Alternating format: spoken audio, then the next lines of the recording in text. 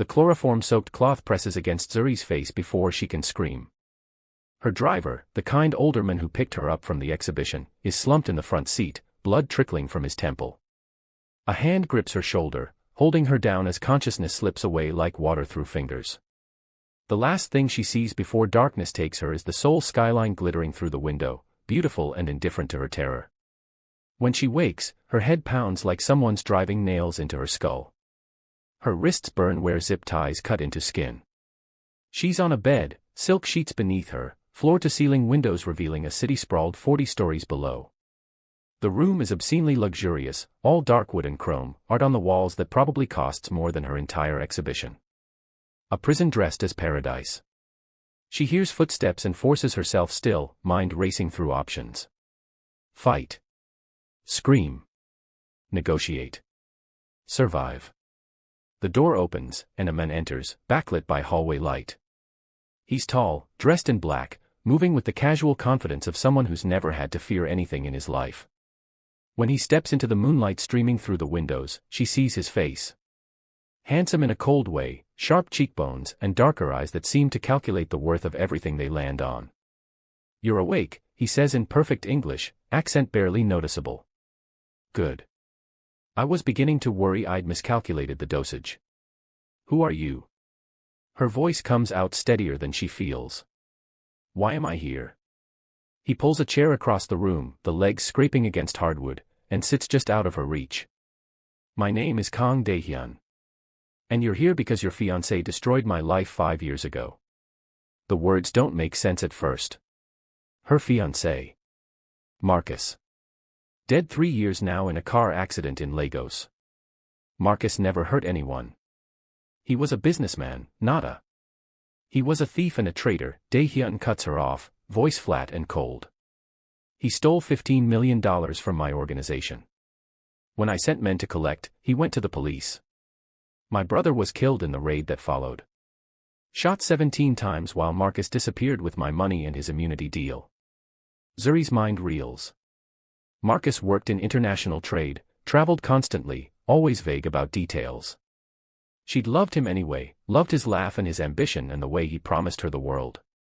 "You're lying. Marcus died in an accident." "Did he?" Dae-hyun pulls out a phone, scrolls through photos, holds it up. It's Marcus, older than she remembers, different hair, standing outside a cafe in what looks like Buenos Aires. The date stamp reads 6 months ago. "Your fiancé is very much alive, Dr. Adebayo.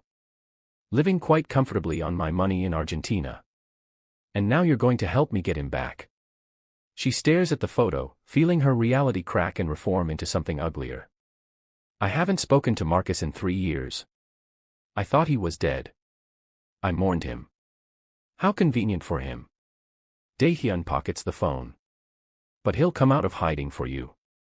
Men like Marcus always think they're smarter than they are, braver than they are. He'll try to save you. And when he does, I'll be waiting. And if he doesn't?" The question tastes like ash. "Then you'll have learned a valuable lesson about the men you trust." He stands, moves toward the door. "Don't try to escape. There are guards on every floor, cameras in every hallway. You're 40 stories up with no way down except the elevator, which requires a biometric scan. This room has everything you need. I suggest you get comfortable. Wait." She pulls against the zip ties, feeling plastic bite deeper. "At least untie me." He pauses, studies her with those calculating eyes. "If I do, will you behave?" "I'll behave exactly as much as someone who's been kidnapped should behave." Something that might be amusement flickers across his face. He crosses back to her, pulls out a knife that makes her heart stop, and cuts the ties with one quick motion. "Dinner will be brought in an hour. Don't make me regret showing you mercy, doctor." After he leaves, she examines the room like the prison it is. The windows don't open. The door is locked from outside. The ensuite bathroom has toiletries but no razors, nothing sharp. She finds clothes in the closet that fit her perfectly, which means he's been planning this, studying her, reducing her to measurements and observations. The violation of it makes her skin crawl. Dinner arrives on a cart wheeled in by a young woman who won't meet her eyes. Bulgogi, rice, kimchi, expensive and perfectly prepared. Zuri doesn't touch it. When the woman returns an hour later to collect the cart, she finds everything untouched. You should eat, the woman says quietly in English. Boss doesn't like waste. Tell your boss I don't take orders from kidnappers. The woman flinches and hurries out. 20 minutes later, Dae-hyun returns, expression darker than before. You're being childish. I'm being kidnapped. There's a difference. You think starving yourself hurts me. It only hurts you. He picks up the bowl of rice, holds it out. Eat. No. His jaw tightens. For a moment she thinks he'll force her, shove the food down her throat or let her starve out of spite. Instead, he sets the bowl down carefully. Fine. Waste away. See if Marcus comes faster for a corpse. But the next morning, new food arrives, and this time it's Nigerian. Jollof rice, perfectly seasoned, with fried plantains and pepper soup that smells exactly like her grandmother's kitchen. She stares at it, eyes burning, because he's done his research. He knows how to break her, and he's choosing the cruelest methods. She eats because she needs strength, and hating him for knowing that makes the food taste like betrayal. Days blur together. Dae-hyun visits each evening, sometimes to interrogate her about Marcus, sometimes just to watch her with those cold, assessing eyes. She learns that he runs one of Seoul's largest criminal organizations, that his brother Min-jae was killed 5 years ago, that revenge is the only thing that's kept him alive since. You built all this on hate, she says one night when he's been quieter than usual. That's a terrible foundation. It's the only foundation I have left. He pours himself whiskey from the bar cart, doesn't offer her any. My brother was good. Better than me. He wanted out of this life, wanted to open a restaurant, fall in love, have children. Your fiancé took that future away. Marcus wasn't my fiancé when he did whatever he did to you. We met 2 years after your brother died. Does that absolve him? Dae-hyun's voice cuts like broken glass. Does it matter when you met? He still destroyed everything I loved and left me with nothing but this.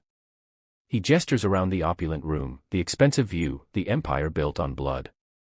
So yes, I built on hate. At least hate doesn't disappoint. She sees it then, the wound that never healed, the grief wearing a suit of rage. You're not the monster you pretend to be. You don't know what I am. I know you've kept me comfortable. Fed me food from my home. Haven't let your men touch me. A real monster wouldn't bother with any of that. He drains his glass, sets it down too hard. Don't mistake practicality for kindness. You're valuable alive and undamaged. Nothing more. But his eyes say something different when he looks at her, something he's trying to kill but can't quite manage. On the 6th day, she attempts escape. One of the guards brings breakfast, and she's been watching, learning patterns. When he sets down the tray, she drives her knee into his groin, grabs his keycard as he doubles over, and runs. She makes it 3 hallways before alarms shriek and men pour from doorways. She fights like her life depends on it, lands a solid punch on one man's jaw before they pin her arms, drag her back. Dae-hyun is waiting in her room, and the fury in his expression should terrify her. Instead she feels triumph because at least she made him feel something real. That was stupid, he says, voice dangerously quiet. That was necessary. She's breathing hard, wrists aching where the guards grip too tight. I won't just sit here waiting to be used like a chess piece. You are a chess piece. That's all you are to me. Then why are you so angry? Chess pieces get sacrificed all the time. He moves so fast she doesn't have time to react. One moment he's across the room, the next his hand is wrapped around her throat, not choking but holding, close enough that she can feel his breath. Because if you die trying something stupid, I lose everything I've worked 5 years to achieve. So yes, I'm angry. You're too valuable to waste on pride. Then let me go. Find another way to get your revenge. His thumb presses against her pulse point, feeling her heartbeat spike. There is no other way. Marcus went to ground after he betrayed me. Changed his name, his face, his life. You're the only thread still connecting him to his past. He loved you once. Maybe he still does. That's the weakness I need. Love isn't weakness. Tell that to my brother. He releases her suddenly, steps back like touching her burned him. You have one escape attempt. Consider it used. Try again and I'll chain you to the bed. Understand? She understands that beneath his rage is something more dangerous. Fear. He's afraid she'll die before he gets what he needs. Afraid his revenge will slip away again.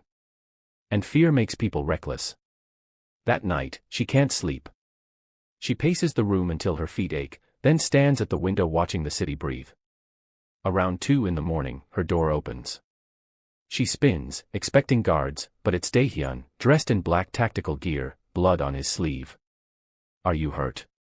The question escapes before she can stop it. He looks down at his arm like he forgot about the wound. Minor disagreement with a rival organization. Nothing fatal. You should clean that before it gets infected. Are you offering to help? His tone is mocking, but he's swaying slightly. She shouldn't care. Shouldn't move. But her hands are already reaching for his arm, pulling him toward the bathroom. Sit. He obeys, which tells her he's hurt worse than he's admitting. She finds the first aid kit under the sink, starts cutting away his sleeve. The bullet grazed his bicep, deep enough to need stitches. This is going to hurt. Everything hurts these days. But he doesn't flinch when she cleans the wound, doesn't make a sound when she stitches it closed with hands that remember her mother teaching her to sew. When she's done, she bandages it carefully, and only then realizes how close they're sitting, how his eyes are watching her face instead of his arm. Why did you help me? He asks quietly. Because watching someone bleed out isn't in my nature. She starts putting away supplies. Even if they're my kidnapper. You're an interesting woman, Dr. Adebayo. I'm a captive. Don't romanticize it. He catches her wrist as she turns away, grip gentle this time. What if I told you I was wrong about you? That you're not what I expected? I'd say you're still using me for revenge, so your expectations are irrelevant. And if I stopped? The question hangs between them, impossible and dangerous. She pulls her hand free. You won't stop. Men like you don't know how. He leaves without another word, but something has shifted in the air between them, something neither of them knows how to name. The next day, he moves her to a different room. Bigger, with a view of mountains instead of city. There's a bookshelf full of African literature, art supplies, a balcony she can actually access. Consider it an upgrade, he says. For good behavior. Is that what we're calling kidnapping now? Call it whatever helps you sleep at night. But his tone is lighter, less sharp. She finds herself in a strange routine. Mornings on the balcony with coffee. Afternoons reading or painting, trying to maintain sanity. Evenings when Dae-hyun visits, and their conversations shift from interrogations to something more complicated. He asks about her work, her childhood in Lagos, why she chose art history. She asks about his brother, the restaurant Min Jae wanted to open, the life he planned before it was stolen. He was going to call it Moonlight, Dae-hyun says one night, whiskey loosening his tongue. Stupid name for a restaurant. I told him so constantly. It's not stupid. It's hopeful. Hope is for people who haven't learned better. Or for people brave enough to try again. He looks at her then, really looks, and she sees the boy he must have been before violence carved him into this shape. You're dangerous, Dr. Adebayo. Because I'm not afraid of you. Because you make me remember who I was. And that person died with my brother. Maybe he's just sleeping. Waiting for someone to wake him up. And you think you're that someone? He sets down his glass. You think you can fix me with art therapy and philosophical conversations? I think you're already fixing yourself. You're just too stubborn to admit it. He stands abruptly, crosses to her chair, and for a wild moment she thinks he'll kiss her or strangle her or both. Instead he just stares down at her, war raging behind his eyes. You were supposed to be simple. Bait. Leverage. But you had to be complicated. I'm just surviving. You're the one making it complicated. God help me, he mutters, and leaves before she can decipher what that means. Everything changes on day 19. She's painting on the balcony when shouting erupts inside. Gunfire. Explosions that shake the building. Dae-hyun bursts onto the balcony, blood on his face, gun in hand. We need to move. Now. What's happening? Han Ji-suk. Rival organization. They found out about you. He grabs her arm, pulling her inside. The hallway is chaos, bodies and smoke, his men returning fire against invaders pouring from the stairwell. Stay behind me. They fight through corridors, Dae-hyun moving like death itself, efficient and brutal. She sees him kill 3 men without hesitation, without mercy, and remembers that beneath the philosophical conversations and quiet moments, he's still a monster who lives by violence. They almost make it to the elevator when someone tackles Dae-hyun from behind. They go down in a tangle of limbs and fury. The attacker has a knife, drives it toward Dae-hyun's throat. Zuri doesn't think. She grabs a fallen gun, levels it with shaking hands, and fires. The recoil nearly breaks her wrist. The bullet hits the attacker's shoulder, spinning him away. Dae-hyun finishes it with a single shot, then stares at her like she's become someone new. You saved me. Don't read into it. I need you alive to get out of here. They make it to an underground garage where a car waits. As they speed away, she watches the building burn in the rearview mirror, feels something break inside her chest. They came for me. Those people died because of me. They died because Ji-suk is ambitious and stupid. Don't take responsibility for other people's violence. But she can't stop shaking, can't unsee the bodies in the hallway. When they arrive at a safe house in the mountains, she vomits in the bathroom, hands braced on cold porcelain while her body rejects everything she's witnessed. Dae-hyun finds her there, brings her water, sits on the bathroom floor like it's perfectly normal. The first time I killed someone, I threw up for 3 hours. My brother held my hair and told me I wasn't damned. That I could still choose who I wanted to be. Was he right? I don't know. I'm still trying to figure that out. He touches her shoulder, gentle in a way that breaks her more than violence could. But you're not damned. You're just caught in someone else's war. I shot a man tonight. You protected yourself. There's a difference. Is there? She meets his eyes, sees her own anguish reflected back. How many differences do we need to justify becoming monsters? He doesn't have an answer. They sit in silence until her shaking stops, until exhaustion pulls her toward sleep. He carries her to bed like she weighs nothing, tucks blankets around her like she's something precious. When she wakes hours later, he's asleep in a chair by her door, gun across his lap, keeping watch. Something shifts in her chest, terrifying and irreversible. The safe house is isolated, just them and 2 guards. Without the city as a buffer, without routines to hide behind, the tension becomes unbearable. She catches him watching her constantly. She finds herself seeking him out, drawn by something she can't name and doesn't want to examine. 3 days into their isolation, she finds him on the balcony at midnight, staring at mountains silhouetted against stars. Can't sleep, she asks. Never can. Not since Min Jae died. He doesn't turn around. Sometimes I dream he's still alive. Then I wake up and remember I'm the reason he's gone. You didn't pull the trigger. I pulled him into this life. That's the same thing. He finally looks at her, and the pain in his expression is so raw it steals her breath. I was supposed to protect him. Instead, I got him killed chasing revenge against people who wronged our father. And now I'm doing the same thing with Marcus, and I'm dragging you down with me. She should leave. Should retreat to her room and maintain the distance between captor and captive. Instead she moves closer, standing beside him at the railing. Then stop. Let it go. Choose something different. I don't know how to be anything else. Yes you do. You've been showing me for weeks.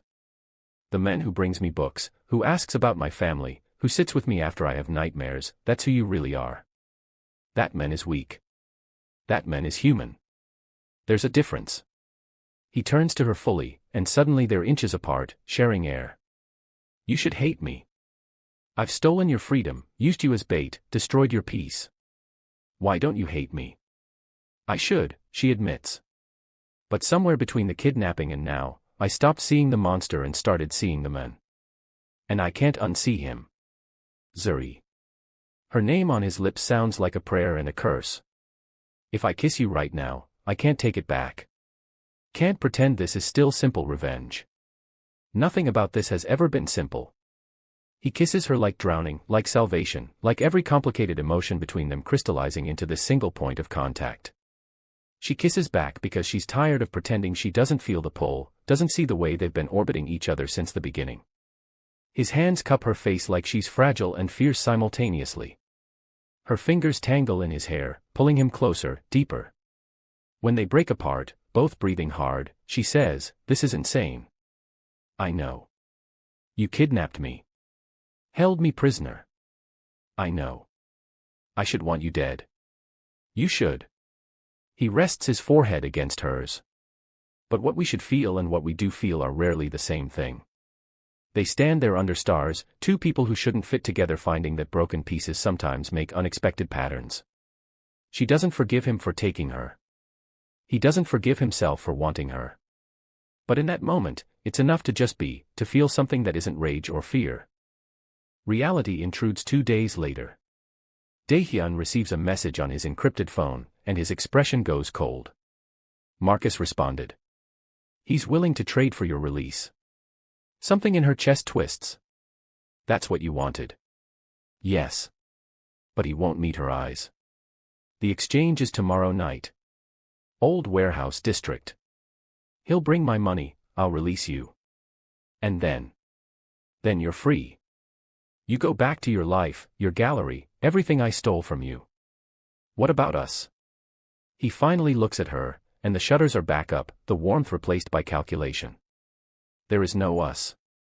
There was a captor and a captive. A man seeking revenge and the woman he used to get it. That's all this has ever been. The words land like blows. "You're lying. Last night meant something. Last night was a mistake. Momentary weakness. Don't romanticize it into something it's not. Dae-hyun. We're done with this conversation. Pack whatever you want to take. Tomorrow you go home." He walks away before she can respond, leaving her standing in the wreckage of whatever they were building. She doesn't pack. Doesn't sleep. When dawn comes, she's made a decision that might get her killed. The warehouse is exactly what she expected, all shadows and rust, perfect for violence. Dae-hyun's men spread out in strategic positions. He stands in the center, arms still bandaged from the wound she stitched, face expressionless. She waits beside him, aware of crosshairs probably trained on them both. Marcus arrives fashionably late, flanked by men holding guns. He's different than she remembers, harder edges, expensive suit, confidence born from getting away with murder. When he sees her, something flickers in his expression. "Zuri. I'm sorry you got dragged into this. Are you?" She steps forward despite Dae-hyun's warning hand on her arm. "Because from where I stand, you let me think you were dead for 3 years while you lived off stolen money. I had no choice. The Koreans wanted me dead. My brother wanted you accountable," Dae-hyun cuts in. "There's a difference." Marcus smiles, and it's empty. "Your brother was collateral damage. He shouldn't have been there during the raid. He was there because you set him up. You told police he was the one stealing, not you. Survival. Nothing personal." "It was personal to me." Dae-hyun's voice could freeze blood. "You took my brother, my money, my life. Now I take it back. You can have your money. All 15 million, adjusted for interest. But I'm walking away clean. The money isn't why I'm here." Understanding dawns on Marcus's face too late. Dae-hyun moves like lightning, gun clearing holster before Marcus can blink. But one of Marcus's men is faster, firing first. The bullet catches Dae-hyun in the shoulder, spinning him. Zuri screams, diving for him as chaos erupts. Gunfire everywhere. Men shouting, dying, running. She covers Dae-hyun's body with her own, feeling his blood soak through her clothes. "Stay with me. Don't you dare die. Should have known," he coughs blood, "you be complicated till the end. Shut up. Save your strength." But the fighting is moving away. She risks looking up, sees Marcus's men retreating, Dae-hyun's men pursuing. Then someone grabs her hair, yanks her backward. She sees Marcus's right-hand man, the one who fired first, holding a gun to her temple. "Drop your weapon," he yells to Dae-hyun's men, "or the woman dies." Everything freezes. Daehyun tries to stand, collapses, tries again. Let her go. She's not part of this. She's part of it now. Marcus emerges from the shadows, and there's something wild in his eyes. I underestimated you, Kong. Thought you'd be satisfied with money. But since you want blood. He nods to his men. Take her. We'll use her to disappear again. The gun presses harder against her skull. No, Daehyun roars, finding strength from somewhere dark. You want revenge? Take me. Leave her alone. Touching. But she's more valuable. Marcus starts backing toward the exit. Maybe I'll even keep her this time. She was a good fiancée once. That's when everything happens at once. Daehyun lunges despite his wound, tackles the man holding Zuri. The gun goes off, bullets sparking off concrete. She drops, rolls, comes up with a fallen weapon. Marcus is running. She aims, finger on trigger, seeing all the ways he destroyed lives. But Daehyun's voice stops her. Don't. Don't become what I am. She lowers the gun as police sirens wail in the distance. Someone called them. Probably Marcus, another layer of protection. Daehyun's men are already melting away, disappearing like ghosts. He's on his knees, blood pooling beneath him, face pale as death. We need to go, one of his men says, trying to lift him. Leave me. Get out. Daehyun's eyes find Zuri. Run. Before the police find you here. I'm not leaving you. Zuri. I said I'm not leaving. She moves to his side, helps support his weight. You don't get to sacrifice yourself now. You owe me too much. They barely make it to the backup car. His men drive like demons are chasing them, and maybe they are. Daehyun passes out halfway to the safe house, pulse thready, breathing shallow. Zuri keeps pressure on his wound, whispers prayers she hasn't spoken since childhood. At the safe house, a doctor arrives, no questions asked. He works for 3 hours while she paces like a caged animal. When he emerges, blood on his surgical gown, he says, he'll live. But it was close. Another inch and the bullet would have hit his heart. She collapses into a chair, everything hitting her at once. The violence, the betrayal, the impossible feelings knotting in her chest. When they finally let her see him, he's unconscious but stable, monitors beeping steadily beside the bed. She takes his hand, and even in sleep, his fingers curl around hers. You're an idiot, she tells him. A kidnapping, revenge-obsessed idiot who tried to die for me. His eyes flutter open, unfocused but aware. Zuri. Don't talk. Save your strength. Need to say it. He coughs, winces. I'm sorry. For everything. You deserved better. Yes, I did. But somehow I got you instead. You can leave. Soon as I'm stable. No one will stop you. She squeezes his hand harder. And where would I go? Back to a life that feels like a lie. To a gallery that doesn't matter. To waiting for the next Marcus to destroy what I've built. You deserve peace. Maybe. But I think I deserve you more. Even if you're the worst decision I've ever made. I am. You should run. Too late. You kidnapped me, remember? Guess you're stuck with me now. He almost smiles. That's not how kidnapping works.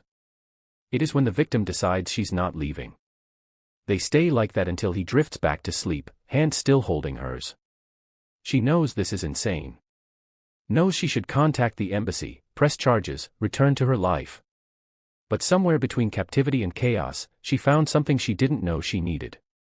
Someone who sees her strength instead of her weakness. Who doesn't want to save her because she's never needed saving. Weeks pass.